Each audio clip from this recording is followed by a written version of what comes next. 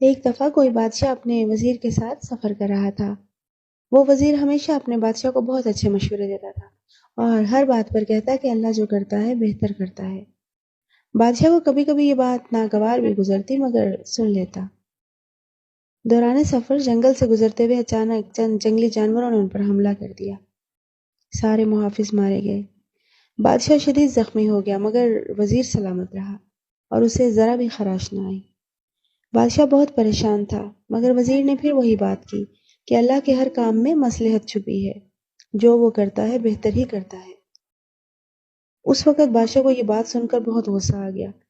اس نے وزیر کو اٹھا کر ایک اندھے کنویں میں پھینک دیا اور غصے میں اکیلا ہی آگے چل دیا۔ ابھی وہ تھوڑی دور ہی پہنچا تھا کہ کسی قبیلے کے لوگوں نے اسے گھیرے میں لے لیا اور کہا کہ اگر کوئی شام کے بعد ہماری حدود میں داخل ہو تو ہم اسے اپنے دیوتا کی بھیٹ چڑھا دیتے ہیں، تم تیار ہو جاؤ۔ لیکن جب انہوں نے بادشاہ کے زخم دیکھے تو یہ کہتے ہوئے چھوڑ دیا کہ ہم دیوتا کو صحت مند انسان کی ہی بھیٹ دیتے ہیں، نہ کہ کسی بیمار یا زخمی کی۔ بادشاہ کو وزیر کی بات یاد آ گئی کہ اللہ تعالیٰ جو کرتا ہے بہتر ہی کرتا ہے۔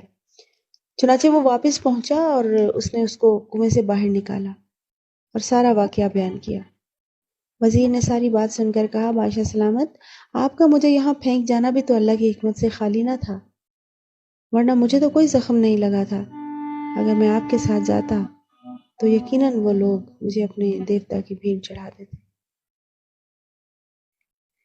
یقیناً اللہ تعالیٰ جو بھی کرتا ہے اس میں کوئی نہ کوئی بھلائی چھپی ہوتی ہے، بس ہم بے صبرے ہیں، اس کی حکمت کو، اس کی بھلائی کو سمجھ ہی نہیں سکتے۔ جو چیزیں دیکھنے میں مصیبت لگ رہی ہوتی ہیں، پتہ نہیں ان کے اندر ہمارے لیے کیا بھلائی چھپی ہوتی ہے۔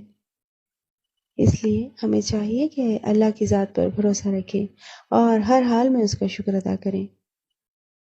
بے شک جو وہ جانتا ہے ہم نہیں جانتے۔